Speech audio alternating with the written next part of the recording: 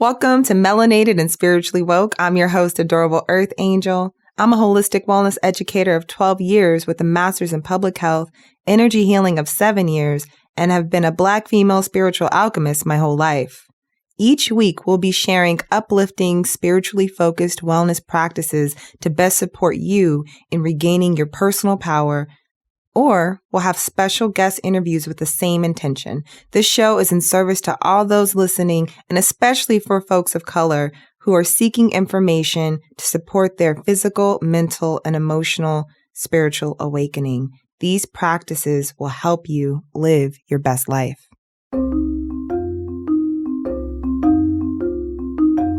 Hi, this is Adorable, and you're back.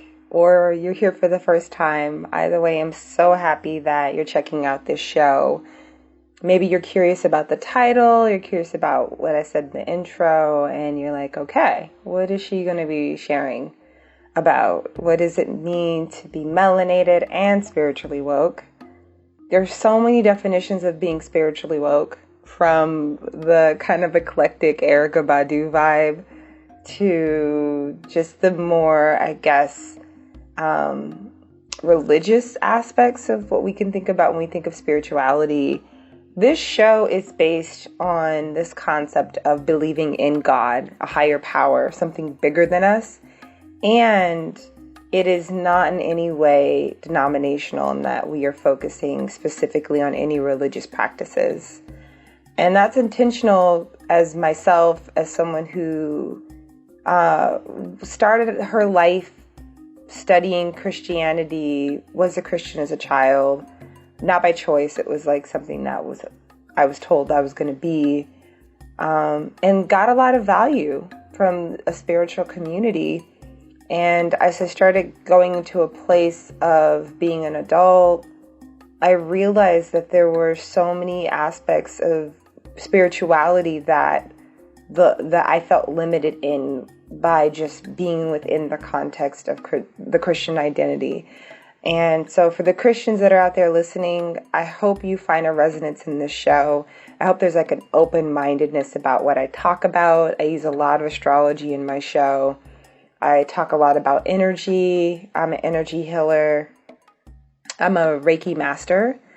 And I can explain what Reiki is a little bit later in the show, but it's a form of energy healing.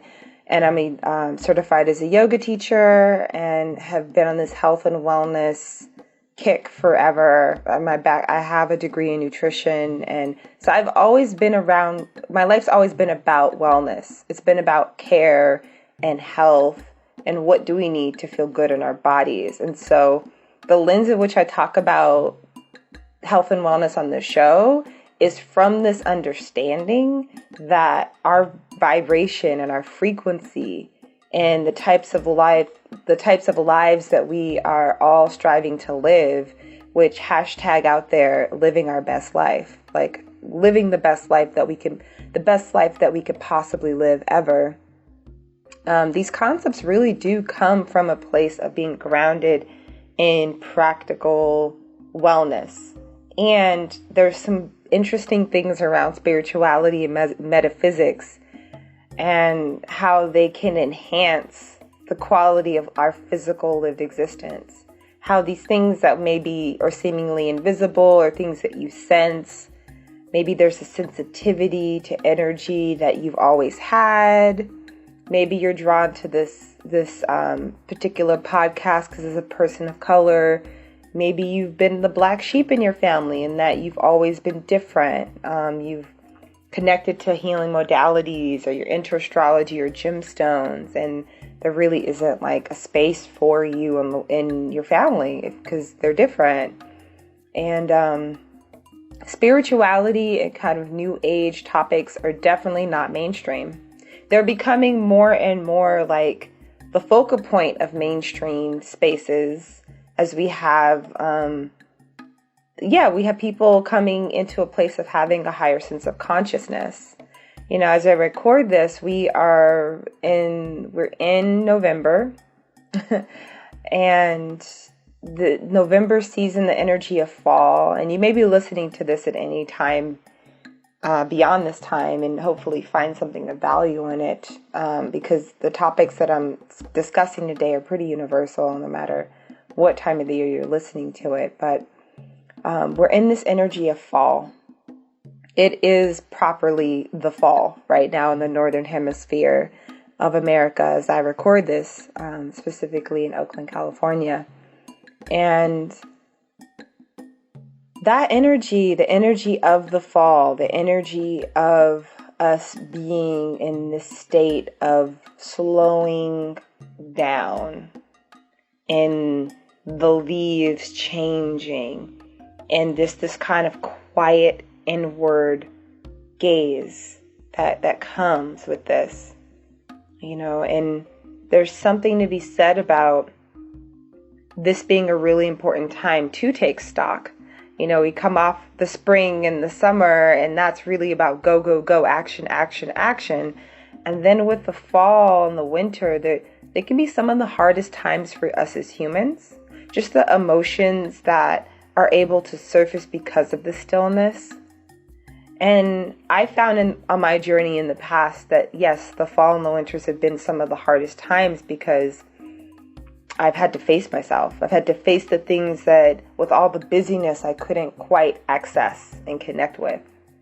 And so today, I sometimes write down what I'm going to talk about for this show. This show literally is me communing with spirit, and I'm channeling information, and I'm really listening into the listener. So what I'm doing is I'm sensing what it is would be most helpful for everyone who's listening to this show.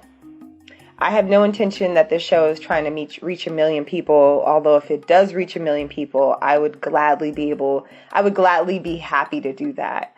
What this show is intended to do is it's intended to be like a bit of an energetic healing for all those that are listening. So as I listen to and lean into who's listening to this show, you are an active contributor, and I can sense it. And I'm also just keying in on what is the energies of this week. I use a lot of astrology on this show. And so the theme of what's happening right now is the energy of what is of us that is willing to be decayed. And we're still kind of at the beginning stages of the fall. But, what is it of us that is willing to be decayed? Like my pronunciation of that. So silly. There's so much that we could speak to around that. The anchoring energy of this decay is the fact that we have Taurus, the full moon in Taurus. And I like to mention the moon cycles, either if it's a new moon or a full moon, because within the spiritual communities that are interested in how metaphysics works, we recognize these kind of bigger bodies of energies and their ability to influence us. You recognize that when the moon gets full, sometimes people say, oh, wow, it was definitely a full moon last night. I couldn't sleep, or it was really crazy, or my emotions all over the place. And that is definitely not a coincidence. It's not a coincidence that, when the moon's cycles ebbs and flows, so do our moods. And so you could think of the moon in itself and its cycle as it rejuvenates once a month, as it goes from new to full monthly, and that there's this energetic and emotional cycle that we as humans closely relate to, because we as humans are some of the most emotional animals on this planet. And our emotions are what really distinguish us from any other type of species on this planet. And there's that, and there's this greater cycle of the seasons. There's the fall, there's winter, there's spring, there's summer.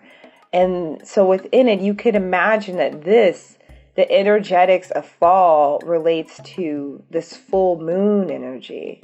Because the full moon energy, what makes it different than the new moon is that the full moon is typically characterized by harvest time. What are we harvesting? What is being illuminated that needs to be let go of? And so if you've ever heard of someone say, oh, I'm gonna do like a full moon ceremony, Generally, if you go to a full moon ceremony, it's going to always be about release. It's going to be like whenever I do full moon ceremonies, I literally write down, what am I letting go of this month? What is the moon illuminating in my life that lets me know that time's up? I don't need to be carrying this around anymore. And what I've noticed is the moon's very clear. If I sit and meditate on it, it becomes very clear what it is I need to release. So why do we release things with the full moon? Because when the full moon is here, there is an energetic portal that is opened. And in that energetic portal that's opened, there's opportunity. And within that opportunity, there's this possibility for us to activate deeper levels of subconscious release. Because the moon's energy is the energy of this divine feminine, and it's the energy of our subconscious.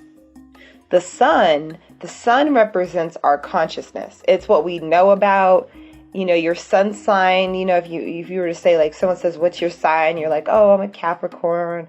I'm a Cancer. That's your sun sign. Your moon sign is a different sign in your birth chart. And the moon is this subconscious kind of vibe. It's the emotions.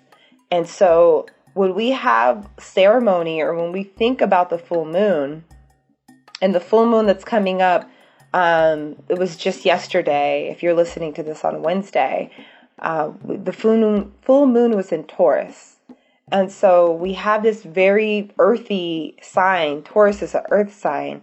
It's this bull. It's this archetype of being steadfast.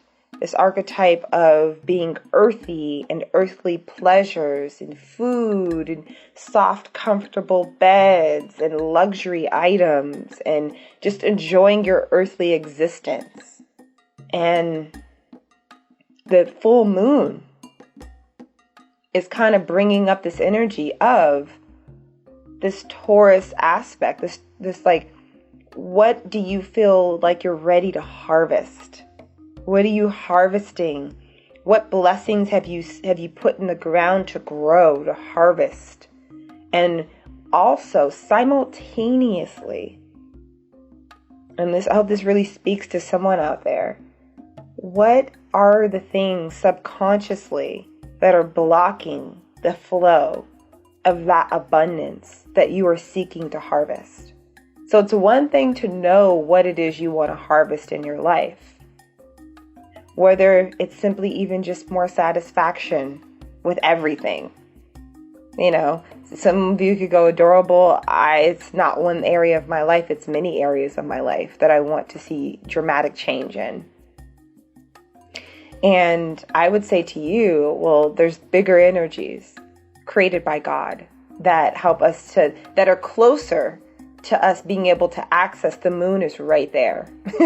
The moon is not this invisible kind of thing. It is right above us. It's right there. You can see the moon from Earth. So there's something comforting about the moon and the sun, because unlike other planets, which also have their influences on our daily and yearly and over decades, and over a lifetime, each planet does something as it relates to different aspects of our timeline and different aspects of our life. And I would say that the moon, what's so comforting about the moon is that you can see it, and it's so close. It is the closest astral body that we can just see and feel like we can get like a mother's hug from it. And so the moon's like, here, I'm here to give you this mother's hug. And in that mother's hug, what within that hug lets you know the tears that need to be released, the tears that need to be shed about the things that you hadn't manifest before. What are the emotional barriers and the traumatic blocks that keep that energy stuck and stagnant? And so with these full moons and new moons, and with this energy and this cycle, we're able to recognize the necessity of emotional release. It's actually within the emotional release that we find the energetics of everything that we've been asking for. Everything that we ask for, all of the prayers that we want to pray. I sit with a lot of clients. I've been doing oracle readings for 7 years. And in those 7 years, it's been an honor. And I would say maybe more than 50% of people cry during their readings. And I look at that as a really good sign, because in those tears, I know that I did my job, and that tears create this opportunity for release. And tears emotions correspond to the lunar cycles. A lot of people are way more emotional when the moon is full, or as the moon goes through different various aspects to their birth chart. And that's so important that instead of being like, well, okay, I'm not going to cry. I've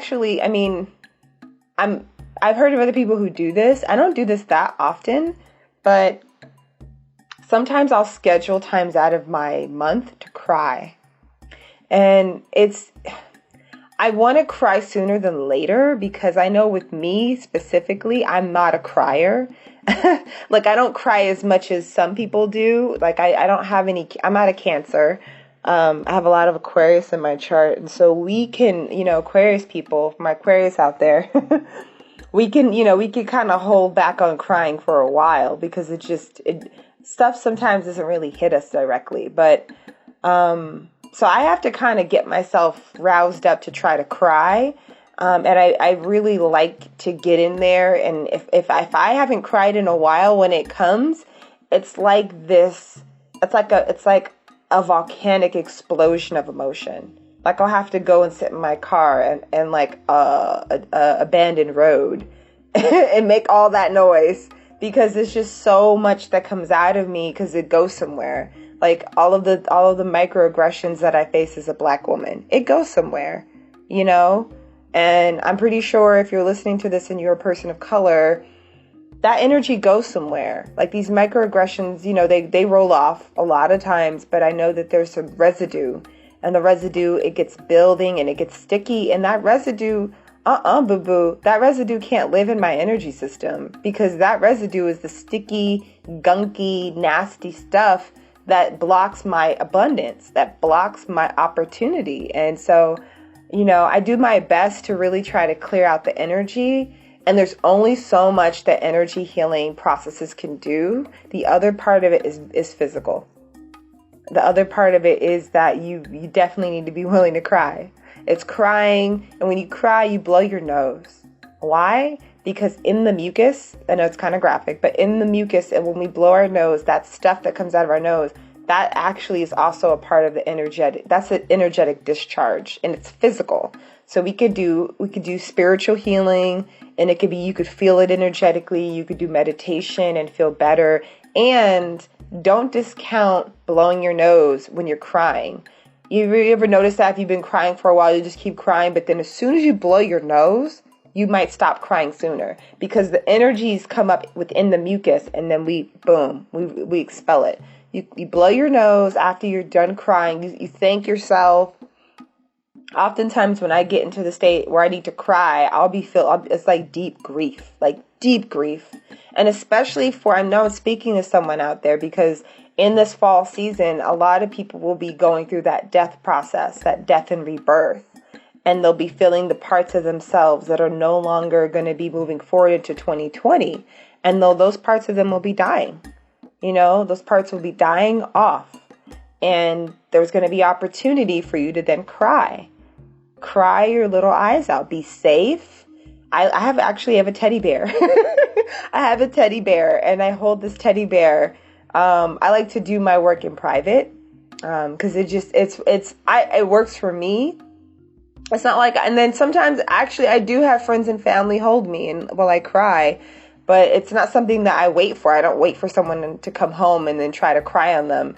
It's organic. Like, I'll be in the kitchen and someone's talking to me, and all of a sudden I'm crying and they're holding me, and it feels great. And I'm so lucky I have that. But also, if I'm by myself and no one's home, I have a teddy bear and I hold this teddy bear and I cry with it, and I blow my nose, I flush it down the toilet, I say thank you. I say thank you because what I'm thinking is, I'm thanking myself, and I'm thanking whatever that energy is. Because by thanking it, I can really be free of it. I'm not damning it. I'm not hating it. I'm just thanking it. Like, thank you. Goodbye. Thank you and goodbye.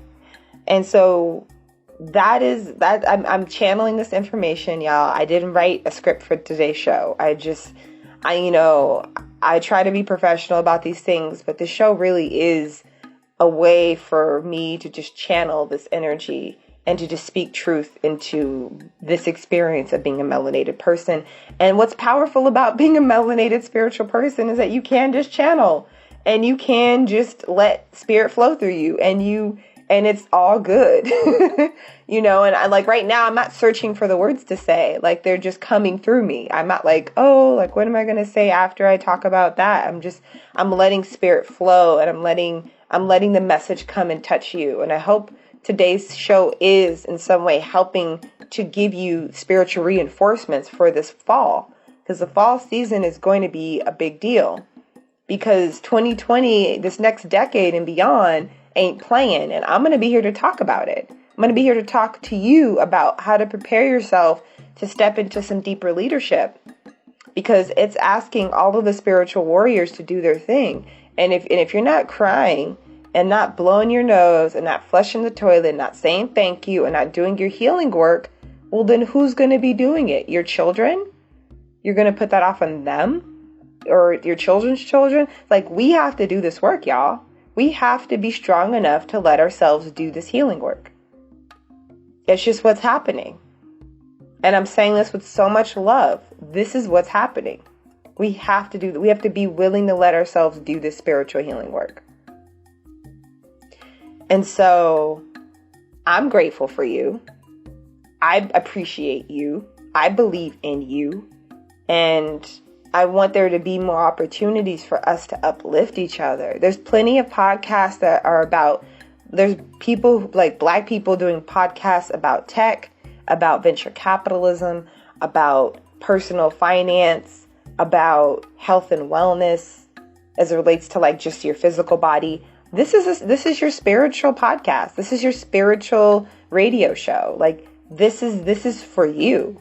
This is like you having a holistic life that goes beyond just the everyday mundane, go to work, come home, eat some food, go to bed, wash and repeat. It's like there's something more that's building, and you feel it in your body, and you know it in your heart, and you know that you are changing, and you know that you will never be the same. You're never going to be the person that you once were. Because that is the energy of the Scorpio energy that we're in right now in November. Scorpio is the energy of death and rebirth. And when you're reborn, you're never reborn back into the same body. You're never reborn and back into the same consciousness, the same concepts. Those things are gone and dead. It's about moving on with life and doing so by saying thank you and goodbye. That really is the theme of this fall. Thank you and goodbye. Thank you for all that you've given me, and goodbye. And so we are magnetized, my friends who are out there. We're magnetized. Regardless of our sexual orientation, of our age, of our race or gender, we're soul family. We are soul family. And what does that mean? That means that somehow, some way, there's certain people in your life that are attracted into your life because you have a connection that's bigger than just the fact that you just saw them on the street. We could be friends with anybody on the street, but you notice how there's people who are strangers and there's people who are friends, there's people who are acquaintances. That's not a coincidence. There's people in your life right now that are soul family. And as we pour into this consciousness of up-leveling our evolution, we're recognizing we're opening up to greater chapters of what it means to have a soul family. That means that all of the isolation and loneliness that all of us seem to suffer through sometimes, the energy of just wanting to go home, wanting to be free, the energies of that our people have always wanted. When our people got on this land, wanting to go home, wanting to be free. That energy doesn't go anywhere. It just gets passed down. And so if you've been feeling this like unexplainable sadness about wanting to be somewhere, and it's like you get this anxiety or this depression, and you're like, you just feel out of place. I want you to know, let yourself feel it. Let yourself feel that energy. That is your ancestors wanting to process through you. It wasn't safe for them to process this. They didn't have time to sit and cry. They had to pick cotton, or they had to do all of these different things that were just a means to survive, so that someday, some lucky day, we'd be here to be able to cry their tears. We'd be here in this moment, surviving and thriving. We are able to even connect with that energy. I mean, the fact that we are is just a miracle. And it's really a testament to spirituality. It's this understanding that spirit, it must be real. How could we explain that energy being passed down 7 generations? Walks within us right now. And the expression of the tears helps to heal the past. And so another thing that's being channeled through me right now is like, this fall season, this 2020 energy that we're stepping into, and the thank you and goodbye. Again, I keep hearing thank you and goodbye. Like that energy that we are letting go of, again, it may be completely beyond you, completely beyond you, completely beyond you. Can you deal with that? Can you be with that? And the answer is, this is why you're here. You signed up for this, my friend. So did I. And I'm not saying it's easy. And boy, oh boy, have I had it given to me. I've had it they socked it to me. And I've been in my grief. And the only way I'm on this show speaking the truth is because I've been there. I've been there in so many ways. I've been on the bottom of the earth. And I've been to hell and back. And I know a lot of us can relate to being in hell and back. And how do I not be jaded, adorable? How do I not hate this world that's so cruel and so punishing and punitive and petty and dark? And it's the energy of us composting all of it. Have your rituals. Have your rituals. Have your connections. If you don't have a spiritual practice, if you're listening to the show and you have no idea, but you're out of your comfort zone, but you're listening anyway, good. Come back and keep listening. Engage with me, y'all. Engage with me. I really, really, really appreciate people sending me emails. Talk to me. Ask me tell me what you want me to talk about. Let me know that, the only thing that gives me hope is that this message is reaching people. And if it's reaching you and you listen to this show for the first time, you've listened a couple of times, just reach out to me and let me know how this is going for you, how it's landing, what your questions are, and I can bring them onto the show and we'll answer your questions on the show. I will do that.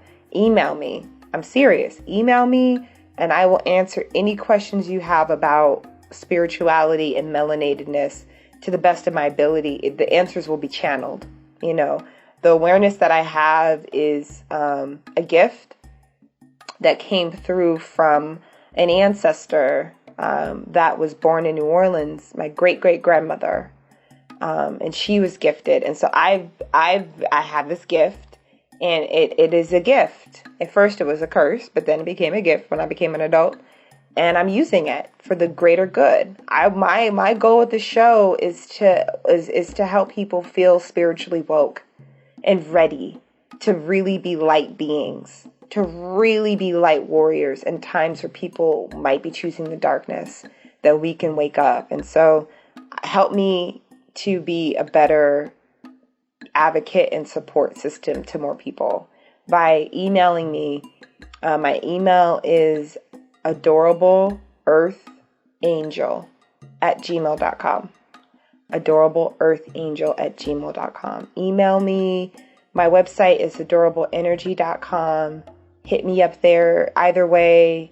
And I used, this is my primary contribution that I give to the world right now. I used to have a blog, but this is just easier, to be honest, to just channel it and speak it into truth and not have to worry about editing anything. I can just flow in this format. And so I just want to thank you for listening. Thank you for being here.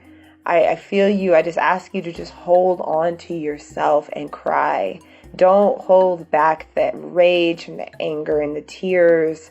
And this may not hit you now. You're like, I don't want to cry. Like some of you are like, I don't feel the need to cry. Some of you are like, I definitely needed permission to cry.